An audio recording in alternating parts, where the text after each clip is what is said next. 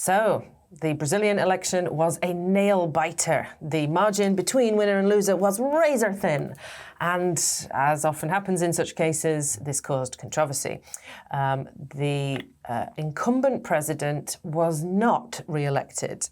You might have heard his name, Bolsonaro, made a few headlines for various dramatic incidents.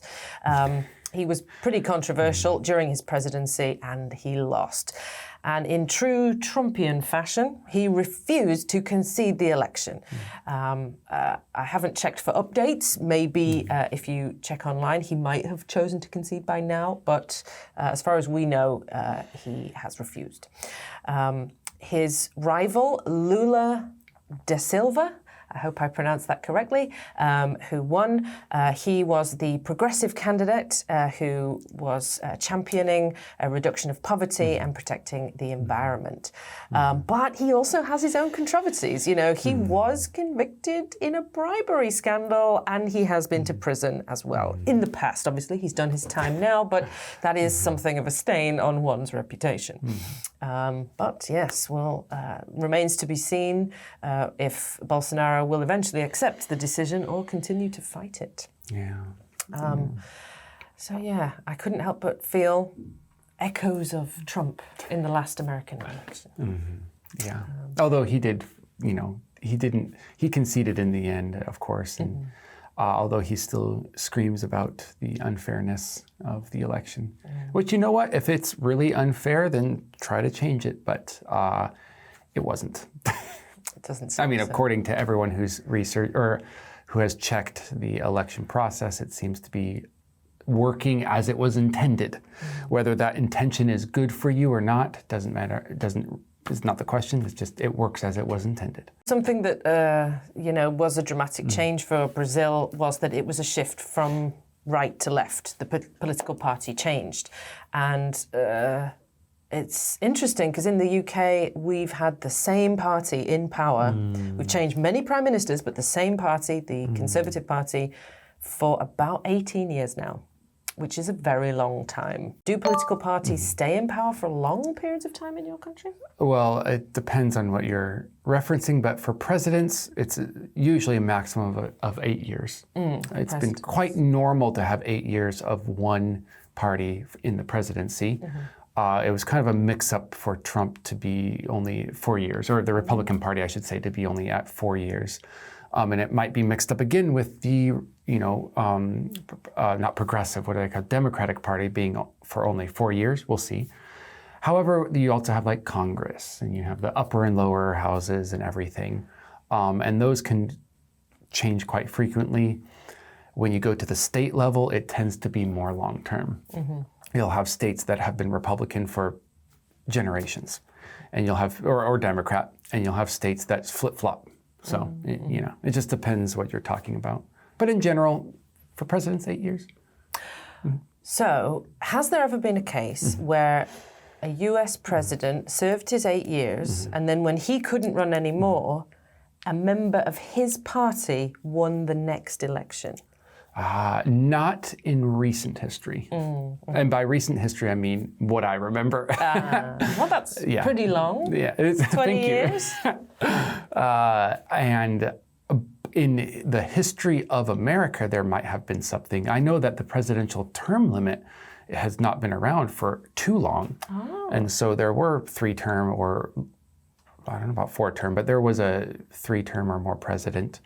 There's also people who didn't have term limits. It was just be president until the next one happened. But that was a very long time ago. But yeah, in recent memory, at least for me, no one has taken a 2-term limit and then their party got in for the next 4 years. When Biden was elected, what platform did he run on? What were some of his sort of big promises? My joke, but it's kind of true. His platform was, "I'm not Trump." That's great, though. I mean, he took the very basic liberal platform of, social reform, trying to, get better tax reform happening, trying to get, more social programs to happen. He just very basic Democratic platform stuff. It was nothing groundbreaking. I think the biggest groundbreaking thing he's done is trying to erase student loan debt. And he's really knuckled down with it. He's really fighting that battle. And, regardless of my likes or dislikes of any party, I would love to have less debt in my life. Sounds good to me. Yeah. And so if this happens, I don't really think about the future of the economy. I just think about my future, and my future being debt-free would be very awesome. And didn't he recently enshrine in law or somehow solidified the Freedom of Marriage Act, was it called? Yeah, he got that kind of passed through Congress as a law. But man, these days, law doesn't really matter that much. People are fighting against things, and we've seen states go against laws and have very little to no repercussions. So in my book, if a federal government has made a law and you're a state that goes against it, then you should get no federal funding. I think that's a very basic concept, regardless of you agree with the law or not. If you can get enough states to protest, it's just part of the system. But I don't know, taking all the federal funding would put so many people out of jobs. People will be going out on the streets, homelessness, rampant. So there's a bunch of, I'll have to stop you there. I feel like there's a whole new article in this. We're way away from Brazil now. People who write the articles for this, please, address this issue.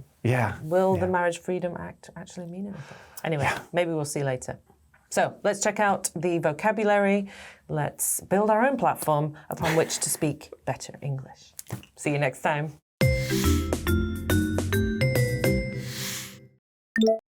Razor thin. Razor thin. Platform. Platform. Stain on one's reputation.